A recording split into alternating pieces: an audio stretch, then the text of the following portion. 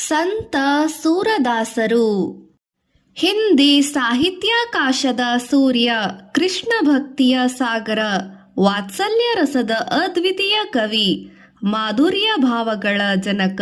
ಇಷ್ಟೇ ಅಲ್ಲ, ಇಂಥ 100 ಹೊಗಳಿಕೆಗಳಿಗೆ ಸೂರ್ಯದಾಸರಿಗೆ ಸಲ್ಲುತ್ತದೆ. ಸೂರದಾಸರು ಹುಟ್ಟು ಕುರುಡರು, ಕಣ್ಣಿನ ಗುಡ್ಡೆಗಳೇ ಇರಲಿಲ್ಲ.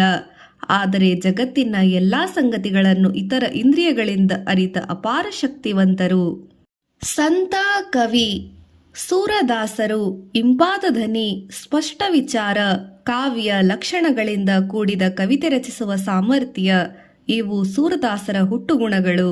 ಭಗವಂತನ ಶಕ್ತಿಯಲ್ಲಿ ದೃಢ ನಂಬಿಕೆ, ಶ್ರೀಕೃಷ್ಣನ ಬಾಲ್ಯದ ವಿವರಣೆ, ಕೌಮಾರ್ಯ, ತಾರುಣ್ಯದ ಲೀಲೆಗಳು, ಸುಂದರ ಕಲ್ಪನೆಗಳು, ವೈರಾಗ್ಯ, ಭಕ್ತಿಭಾವಗಳನ್ನು ಕವಿತೆಗಳು ರಚಿಸಿದ್ದರು.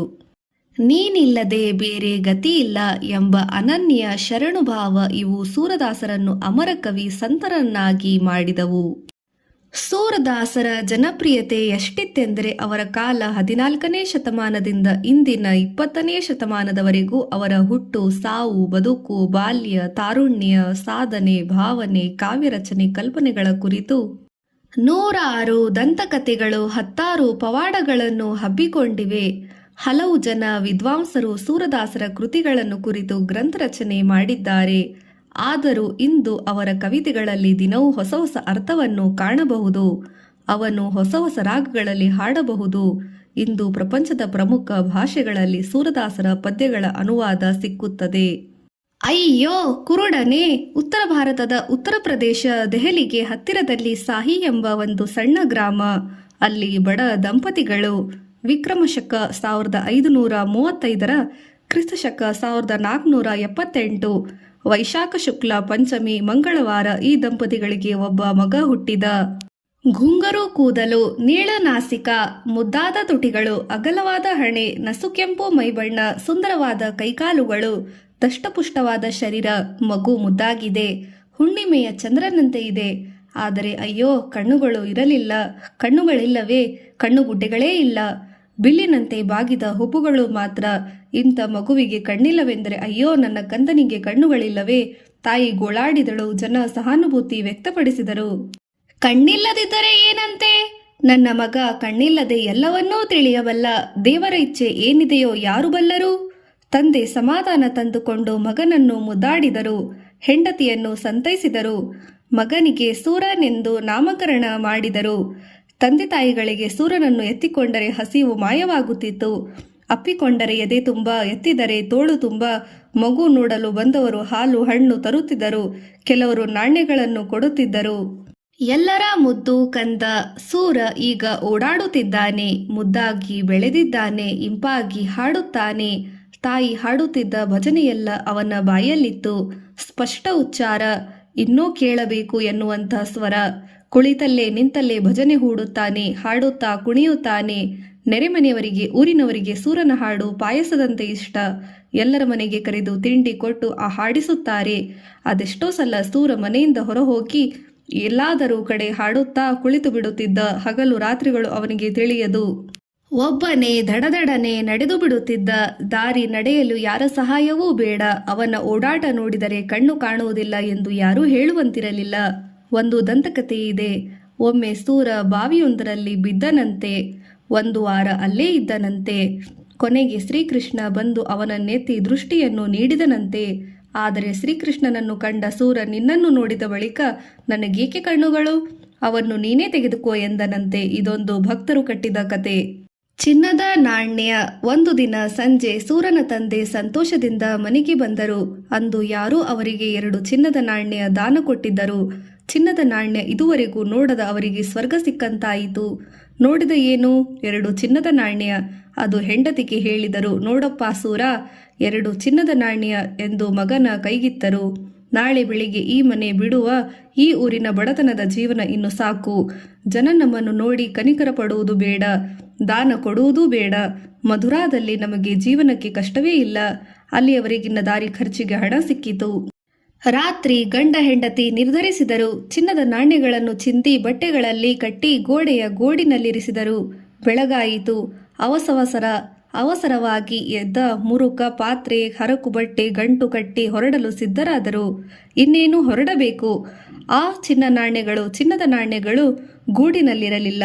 ಎಲ್ಲಿ ಹೋಯಿತು ಹುಡುಕಿದರು, ಸಂದಿಗೊಂದಿಗಳಲ್ಲಿ ಹುಡುಕಿದರು. ಕಟ್ಟಿದ ಗಂಟು ಬಿಚ್ಚಿ ನೋಡಿದರು, ಚಡಪಡಿಸಿದರು, ಸಿಟ್ಟಾದರು. ಕೊನೆಗೆ ಸಿಟ್ಟು ಮಲಗಿದ ಮಗನ ಮೇಲೆ ಹರಿಯಿತು. ಅಯ್ಯೋ ದಾರಿದ್ರ್ಯವೇ! ಕೈಗೆ ಬಿದ್ದ ತುತ್ತು ಬಾಯಿಗೆ ಬರಲಿಲ್ಲ. ಈ ಕುರುಡ ಶನಿಗೆ ಅನಿಷ್ಟ. ತಂದೆ ರೇಗಾಡಿದರು. ಬೊಬ್ಬೆ ಕೇಳಿ ನೆರೆಮನೆಯವರು ಗುಂಪು ಸೇರಿದರು. ಏನಾಯಿತು? ಯಾಕೆ ಕೂಗಾಡುತ್ತೀರಿ? ಏನು ಹೇಳಲಿ? 2 ಚಿನ್ನದ ನಾಣ್ಯ ನಿನ್ನೆ ರಾತ್ರಿ ಗೂಡಿನಲ್ಲಿರಿಸಿದ್ದೆ, ಈಗ ಇಲ್ಲ, ಸರ್ವನಾಶವಾಯಿತು. ಗದ್ದಲ ಕೇಳಿ ಸೂರ ಎಚ್ಚರಗೊಂಡ. ಅಪ್ಪ, ಏನು ಹುಡುಕುತ್ತಿದ್ದೀರಿ? ಚಿನ್ನದ ನಾಣ್ಯಗಳೇ? ಹೌದು, ಎಲ್ಲ ನಿನ್ನಿಂದ ಹಾಳಾಯಿತು. ನಿನಗೇನು ಗೊತ್ತು? ಬಿದ್ದುಕೋ. ತಂದೆ ಗದರಿಸಿ ಕಾಲಿನಿಂದ ಒದ್ದರು. ಸೂರ ಅಳುತ್ತಾ ಹೇಳಿದ, ಬಹುಶಃ ಅವುಗಳನ್ನು ಇಲ್ಲಿ ಒಯ್ದಿರಬಹುದು. ಮನೆಯ ಹಿಂದೆ ಬಿಲ್ಲದಲ್ಲಿ ನೋಡಿ. ಗಂಡ ಹೆಂಡತಿ ಇಬ್ಬರು ಓಡಿದರು. ತಿಪ್ಪೆಯ ಬಳಿ ಇಲಿ ಬಿಲ್ಲದ ಬಾಯಲ್ಲಿ ಚಿನ್ನದ ನಾಣ್ಯಗಳು ಹೊಳೆಯುತ್ತಿದ್ದವು. ಆಶ್ಚರ್ಯ! ಇವನಿಗೆ ಹೇಗೆ ತಿಳಿಯಿತು? ಕಣ್ಣೇ ಇಲ್ಲ. ಹೇಗೆ ಹೇಳಿದ? ಈಗ ತಾನೇ ಎದ್ದ. ಜನ ಬೆರಗಾಗಿ ನೋಡಿದರು. ಸೂರನನ್ನು ಮನಬಂದಂತೆ ಮಾತಾಡಿಕೊಂಡರು. ನಾನು ಹೇಳಲಿಲ್ಲವೇ? ಏನೇ ಆದರೂ ನನ್ನ ಮಗ ಕಣ್ಣಿಲ್ಲದೆ ಎಲ್ಲವನ್ನೂ ಕಾಣಬಲ್ಲ ಸೂರ್ಯ ಪರಮಜ್ಞಾನಿ. ತಾಯಿ ಮಗನನ್ನು ಮುದ್ದಾಡಿದಳು. ಅಪ್ಪನ ಸಿಟ್ಟು ಇಳಿಯಿತು. ರಾತ್ರಿ ಇಲಿಗಳ ಓಡಾಟದ ಸದ್ದಿನಿಂದಲೇ ಸೂರ ಗ್ರಹಿಸಿದ್ದ. ಇಲಿಗಳೇ ನಾಣ್ಯದ ಕಟ್ಟು ಒಯ್ದಿರಬೇಕು ಎಂದು ತಿಳಿದಿದ್ದ.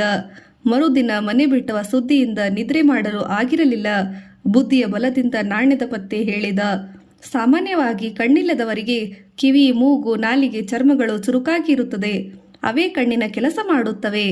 ಜನ ಸೂರನನ್ನು ಮಹಾತ್ಮನೆಂದು ಪರಿಗಣಿಸಿದರು. ಆದರೆ ಸೂರ ತನ್ನ ಕುರುಡತನವನ್ನು ಕುರಿತು ಚಿಂತಿಸುತ್ತಾ ಕುಳಿತಿರುತ್ತಿದ್ದ.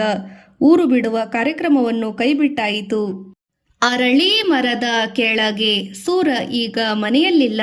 ಮನೆ ಬಿಟ್ಟು ಕೆಲವು ದಿನಗಳಾದವು. ಊರ ಹೊರಗಿನ ಕೊಳದ ಬಳಿಯ ಅರಳಿ ಮರದಡಿಯಲ್ಲಿ ಅವನೀಗ ಇರುವುದು.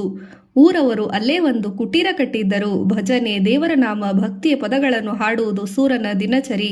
ಹಾಲು, ಹಣ್ಣು, ರೊಟ್ಟಿ ಊರವರೇ ಕೊಡುತ್ತಿದ್ದರು. ತಂದೆ ತಾಯಿಗಳು ಮಗನನ್ನು ಮನೆಗೆ ಕರೆತರಲು ಬಹಳ ಪ್ರಯತ್ನ ಮಾಡಿದರು. ಊರ ಜನ ಮನಸ್ಸು ಸ್ತೋರೆಗೊಂಡು ಸೂರ ಮರಳಿ ಮನೆಗೆ ಬರಲಿಲ್ಲ.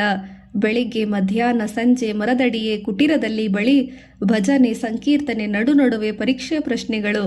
ನಾನು ಯಾರು ಹೇಳು? ನೀನು ಗುಲಾಮತ್ ಚಂದನಲ್ಲವೇ? ಈಗ ಆ ಚಿಕ್ಕ ಮಗು ಏನು ಮಾಡುತ್ತಿದೆ? ಅದು ಕೇಕೆ ಹಾಕುತ್ತಾ ಕೈತಟ್ಟಿ ನಗುತ್ತಿದೆ. ಈಗ ಎಷ್ಟು ಹೊತ್ತಾಯಿತು ಸೂರಸ್ವಾಮಿ? ಮಧ್ಯಾಹ್ನ ನಂತರ 3 ಗಳಿಗೆ. ಬಾಲಕ ಸೂರ ಇದ್ದಲ್ಲಿ ಭಜನೆ ನಡೆಯುತ್ತಿತ್ತು. ಪೊಟ್ಟಣದಲ್ಲಿ ಏನಿದೆ ಸೂರ? ಅದರಲ್ಲಿ ಪೂರಿ ಮತ್ತು ಹಲ್ವಾ ಇದೆ. ಭಲೆ ಭಲೆ ಭೇಷ್! ಎಷ್ಟು ಚುರುಕು ಬುದ್ಧಿ! ಎಂಥ ತಿಳುವಳಿಕೆ! ನೆರೆದ ಜನ ಚಪ್ಪಾಳೆ ತಟ್ಟುತ್ತಿದ್ದರು, ಬೆರಗಾಗುತ್ತಿದ್ದರು. ಸಮಾಯೋಚಿತ ಚಾತುರ್ಯ ಉತ್ತರದಿಂದ ಸಂತೋಷ ಪಡುತ್ತಿದ್ದರು. ಆಕರ್ಷಕ ರೂಪದ ಸೂರಸ್ವಾಮಿ ಊರವರ ಕಣ್ಮಣಿ. ಯಾವ ಕೊರತೆಯೂ ಇಲ್ಲದ ಜೀವನ. ಆದರೆ ಮನಸ್ಸಿಗೆ ನೆಮ್ಮದಿ ಇಲ್ಲ. ಈ ದೀನನನ್ನು ರಕ್ಷಿಸು ತಂದೆ ಎಂದು ಅನವರತವಾಗಿ ದೇವರಲ್ಲಿ ಪ್ರಾರ್ಥಿಸುತ್ತಿದ್ದ. ನನ್ನ ಹಸುಗಳು ಎಲ್ಲಿವೆ? ಒಂದು ದಿನ ಊರ ಮುಖಂಡ ಬನವಾರಿ ಸೂರಸ್ವಾಮಿಯ ಬಳಿಗೆ ಓಡೋಡಿ ಬಂದ. ಸೂರಸ್ವಾಮಿ, ಸರ್ವನಾಶವಾಯಿತು. ಏನಪ್ಪ, ಏನಾಯಿತು? ನನ್ನ 12 ಹಸುಗಳು ಕಾಣೆಯಾಗಿದೆ. ಹೌದೇ? ನಾನೇನು ಮಾಡಲಿ ಹೇಳು? ಅವೆಲ್ಲಿವೆ ಎಂದು ಹೇಳಿ ಸ್ವಾಮಿ. ನನ್ನನ್ನು ಜ್ಯೋತಿಷಿ ಎಂದು ತಿಳಿದಿಯಾ? ನಾನು ಹೇಗೆ ಹೇಳಲಿ? ಅವು ಶ್ರೀಕೃಷ್ಣನ ಸೇವೆ ಮಾಡಲು ಹೋಗಿವೆ. ಸೇವೆ ಮುಗಿದ ನಂತರ ಅವನೇ ಹಿಂದೆ ಕಳಿಸುತ್ತಾನೆ, ಬರುತ್ತವೆ. ನೀನು ಹೋಗು. ಸೂರಸ್ವಾಮಿಯ ಚುರುಕು ಉತ್ತರ. ಎಲ್ಲೆಡೆಯೂ ಶ್ರೀಕೃಷ್ಣನ ಲೀಲಾ ವೈಭವದ ದರ್ಶನ. ದೇವರ ಶಕ್ತಿಯಲ್ಲಿ ಅಪಾರ ನಂಬಿಕೆ. ಒಂದು ಭಜನೆ ಹಾಡಿದ್ದ. ಚರಣ ಕಮಲ ಬಂದೋ ಹರಿರಾಯಿ, ಜಾಕಿ ಕೃಪಾ ಪಂಗು ಗಿರಿಲಂಗೆ, अंधे को सब कूज दरसाई, बहिरौ सुने मूक पुनि बोलई, रंग चले सिर छत्र धराई, सूरदास स्वामी करुणामया, बार बार ವಂದೋ ತೇಹಿ ಪಾಹಿ. ಶ್ರೀಹರಿಯ ಪಾದರವಿಂದಕ್ಕೆ ಕೋಟಿ ಕೋಟಿ ನಮನ. ಅವನ ಕೃಪೆಯಿಂದ ಕುಂಟನೂ ಸಹ ಗಿರಿಯನೇರುವನು. ಕುರುಡನು ಎಲ್ಲವೂ ಕಾಣಿಸುವುದು, ಕಿವುಡನಿಗೆ ಎಲ್ಲವೂ ಕೇಳಿಸುವುದು, ಮೂಗನೂ ಸಹ ಮಾತನಾಡುವನು, ಸಿಹಿ ಮಾತನಾಡುತ್ತಾನೆ. ಬಡವನೇಡಿ ಬಲೆಗೆ ಬೆಲ್ಗೊಂಡು ಹಿಡಿಸಿ, ಸೂರಸ್ವಾಮಿಯೇ ನೀನು ಕರುಣಾ ಸಮುದ್ರನಲ್ಲಿ ಸಲಸಲವು ವಂದನವು ನಿನ್ನ ಚರಣಕ್ಕೆ. ಹಾಡು ಕೇಳಿದ ಬನವಾರಿ ಸಮಾಧಾನದಿಂದ ಮನೆಗೆ ಹೋದ. ಮಧ್ಯರಾತ್ರಿಯ ವೇಳೆ ಕೊಟ್ಟಿಗೆಯಲ್ಲಿ ಗಂಟೆಗಳ ಶಬ್ದ. ಎದ್ದು ಬಂದು ನೋಡಿದ 12 ಹಸುಗಳು ಬಂದಿದ್ದವು. ಮಾಯೆಯಿಂದ ದೂರ. ಊರ ಮುಖಂಡ ಬನವಾರಿ ಸಂತೋಷದಿಂದ ಕುಣಿದಾಡಿದ. ಮರುದಿನ ಸೂರಸ್ವಾಮಿಯ ಶಕುನ ಜ್ಞಾನದ ಖ್ಯಾತಿ ಸುತ್ತಲೂ ಊರೆಲ್ಲ ಹರಡಿತು. ಸುದ್ದಿಗೆ ಕಿವಿ, ಕಾಲು, ಬಾಲ, ಗರಿ ಬಣ್ಣ ಸೇರಿತು.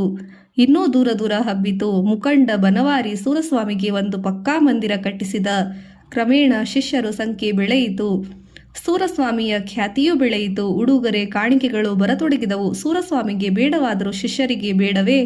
ಆಶ್ರಮದಲ್ಲಿ ಹಣ ಝಣಝಣವಾಗಿ ಬರುತ್ತಿತ್ತು. ಹಾ, ಘಾತವಾಯಿತು. ಇದೇನು ಮಾಡಿದೆ ನಾನು? ಹಣದ ಹಗರಣ ಕೇಳಲಾರದೆ ಮನೆ ಬಿಟ್ಟು ಬಂದರೆ ಇಲ್ಲಿಯೂ ಅದೇ ಹಣ ಮಾಯೆ, ಅದೇ ನರಕದ ದಾರಿ. ಸೂರಸ್ವಾಮಿಯ ಮನಸ್ಸು ಮುಜುಗರಗೊಂಡಿತು. ಒಂದು ದಿನ ಮುಂಜಾನೆ ಊರ ಮುಖಂಡನನ್ನು ಕರೆಸಿ ಸೂರಸ್ವಾಮಿ ಆಶ್ರಮದ ಸಂಪತ್ತನ್ನೆಲ್ಲ ತನ್ನ ತಂದೆ ತಾಯರಿಗೆ, ಊರವರಿಗೆ ದಾನ ಮಾಡುವಂತೆ ಹೇಳಿ ಕೈಯಲ್ಲಿ ಕೋಲೆತ್ತಿಕೊಂಡು ಹೊರಟರು. ಕುರುಡನಿಗೆ ಕೋಲೆ ನಂಟು. ದಾರಿಯ ಬಂಟ. ಜನ ಗೋಳಾಡಿದರು, ಪರಿಪರಿಯಾಗಿ ಪ್ರಾರ್ಥಿಸಿದರು. ಸೂರಸ್ವಾಮಿ ನಿಲ್ಲಲಿಲ್ಲ, ನಿರ್ಧಾರ ಬದಲಾಯಿಸಲಿಲ್ಲ. ಈ ಮಾಯೆಯಿಂದ ದೂರ ಹೋಗಬೇಕು. ಇದು ನನ್ನನ್ನು ಪಾಪಕೂಪದಲ್ಲಿ ಕೆಡವಿತು. ಒಂದು ಕ್ಷಣವೂ ಇರಲಾರೆ. ಸೂರಸ್ವಾಮಿ ಹೊರಟೇ ಬಿಟ್ಟರು. ಕೆಲವು ಶಿಷ್ಯರು ಜೊತೆಗೆ ಬಂದರು. ಶ್ರೀಕೃಷ್ಣನ ಭಕ್ತ, ಕುರುಡ ಕವಿ, ಗಾಯಕ ಇನ್ನೆಲ್ಲ ಹೋದಾರು. ಶ್ರೀಕೃಷ್ಣನ ಜನ್ಮಲೀಲಾ ಕ್ಷೇತ್ರ ಮಧುರಾಕ್ಕಿಂತ ಉತ್ತಮ ಜಾಗ ಬೇರಿಲ್ಲ ಅವರಿಗೆ. ಇಲ್ಲಿಯೂ ಬೇಡ. ಆದರೆ ಮಧುರಾಕ್ಕೆ ಹೋದರೆ ಮಾಯೆ ಬೆನ್ನು ಬಿಡಲಿಲ್ಲ. ಅಲ್ಲಿಯೋ ಭಕ್ತರ ಗುಂಪು, ಶಿಷ್ಯರ ಪರಿವಾರ, ಕಾಣಿಕೆ, ದಕ್ಷಿಣೆ. ಊರ ಪೂಜಾರಿಗಳ ಸೂರಸ್ವಾಮಿಯನ್ನು ಕಂಡು ಅಸೂಹೆ. ಈ ಕುರುಡ ಗಾಯಕನೆಲ್ಲಿಂದ ಬಂದನಪ್ಪ? ಅವನಿದ್ದ ಕಡೆಗೆ ಜನ ಓಡುತ್ತಾರೆ. ನಾವು ಕರೆದರೂ ಬರುವುದಿಲ್ಲ. ಕಾಣಿಕೆಗಳೆಲ್ಲ ಅವನಿಗೆ, ನಮಗೆ ಏನೂ ಇಲ್ಲ. ಇವನನ್ನು ಓಡಿಸಿ ಬಿಡಬೇಕು. ಪೂಜಾರಿಗಳು ರೊಚ್ಚಿಗೆದ್ದರು. ನಾನು ಇಲ್ಲಿರುವುದು ತರವಲ್ಲ, ಹೊರಟು ಬಿಡಬೇಕು ಎಂದು ನಿರ್ಧರಿಸಿದ ಸೂರಸ್ವಾಮಿ ಮತ್ತೆ ಜೋಳಿಗೆ ಹೆಗಲಿಸಿ ಏರಿ ಕೋಲು ಹಿಡಿದರು. ಜೊತೆಗೆ ಬಂದ ಕೆಲವು ಶಿಷ್ಯರ ಜೊತೆಗೆ ಯಮುನಾ ನದಿಯ ದಡದಲ್ಲಿ ಸಾಗಿದರು.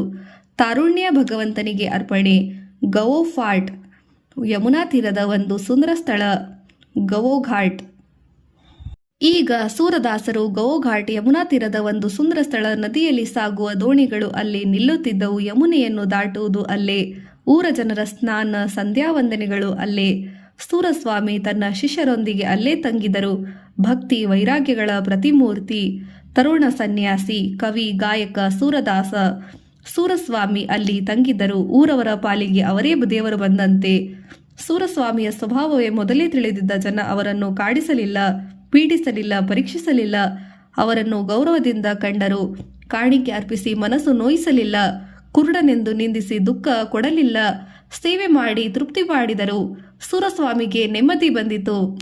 ಭಜನೆ, ಭಕ್ತಿ, ವೈರಾಗ್ಯ, ಭಾವಗೀತೆಗಳ ರಚನೆ, ಗಾಯಕ, ಆಧ್ಯಾತ್ಮ ಪ್ರವಚನಗಳ ತನ್ಮಯರಾಗಿ ಜನರಲ್ಲಿ ಧಾರ್ಮಿಕ ಧೈರ್ಯ, ನೈತಿಕ ಬಲ, ಆಧ್ಯಾತ್ಮಿಕ ತೇಜಸ್ಸು ತುಂಬುತ್ತಿದ್ದ ಸೂರದಾಸನಿಗೆ ತನ್ನ ತಾರುಣ್ಯ ಕಳೆದದ್ದೇ ತಿಳಿಯಲಿಲ್ಲ. ಭಗವಂತನಲ್ಲಿ ಭಕ್ತಿ ಹೆಚ್ಚಿದಂತೆಲ್ಲ ತನ್ನ ದೀನತೆಯ ಅರಿವು ಹೆಚ್ಚಿತು. ಈ ದೈನ್ಯ ಭಾವವನ್ನು ತೋಡಿಕೊಂಡು ಹಾಡುಗಳೇ ರಚಿಸಿದವು. ಕಣ್ಣುಗಳು ಹೇಗೆ ಹೋಗಿರಬಹುದು? ಈ ಸಂದರ್ಭದಲ್ಲಿ ಇನ್ನೊಂದು ಜನಜನಿತ ಸಂಗತಿ. ಅದು ಸೂರದಾಸರ ಕುರುಡುತನಕ್ಕೆ ಸಂಬಂಧಪಟ್ಟದು. ಕೆಲವು ಜನ ಸಂಶೋಧಕರು ಸೂರದಾಸರಿಗೆ ತಾರುಣ್ಯದವರೆಗೆ ಕಣ್ಣುಗಳು ಕಾಣಿಸಿದ್ದವು.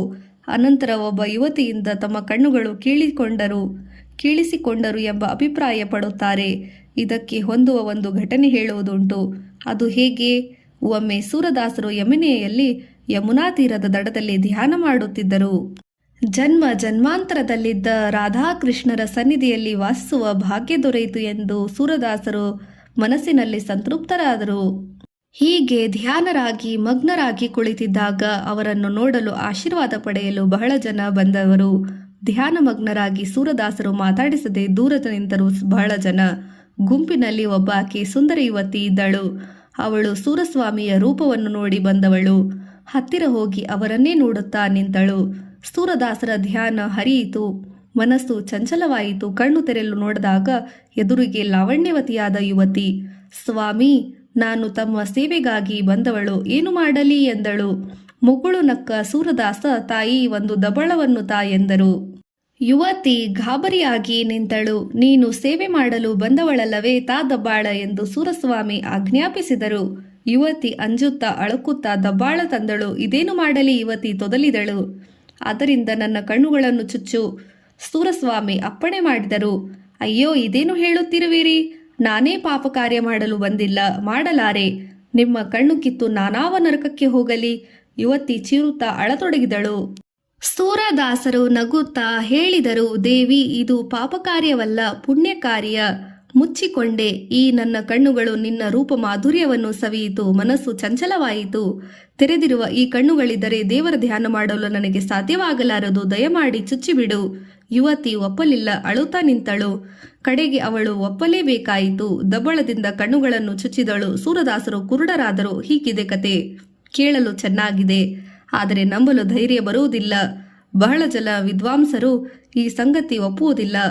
ಸೂರದಾಸರು ಹುಟ್ಟು ಕುರುಡ, ಪರಮಜ್ಞಾನಿ. ಊಹಿಸಿ ಕೇಳಿ, ಇತರ ಇಂದ್ರಿಯಗಳ ಸಹಾಯದಿಂದ ಎಲ್ಲವನ್ನೂ ತಿಳಿಯುವ ಶಕ್ತಿ ಅವರಿಗಿಲ್ಲಿತ್ತು ಎಂದು ಬಹುಜನ ವಿದ್ವಾಂಸರ ಮತ.